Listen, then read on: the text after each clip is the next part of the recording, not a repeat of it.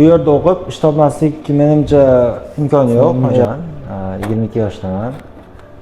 Namangan viloyatida tug'ilganman.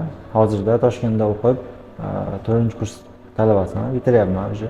8 oy oldin qiziqib yurardim IT sohasiga, lekin imkoniyatim bo'lmasdi o'qishga, chunki kurslar qimmat. Instagramda yangi loyihasini ko'rib qoldim, shunaqa oldin o'qib, keyin to'lash. Shu bo'yicha qiziqib keldim, o'qishni boshladim. Hozir bugun bitirdim. Nimaga tramplin tanlagansiz?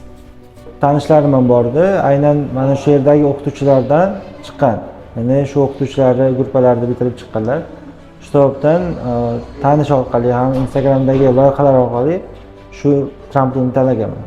Kurs davomida juda ham zo'r bo'ldi darslar.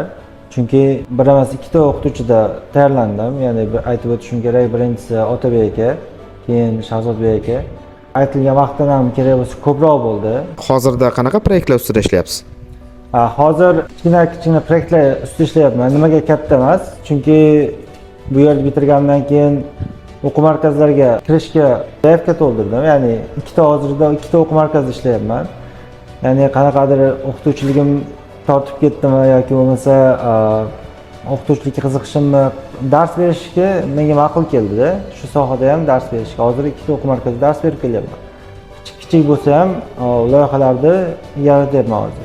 Albatta bu yerda o'qib ish topmaslik menimcha imkoni yo'q. Boshqalarga ham tavsiya qilaman. Zo'r menga o'xshali boshida sharoit bo'lmay yurganlar uchun ham ajoyib taklif bor bu yerda.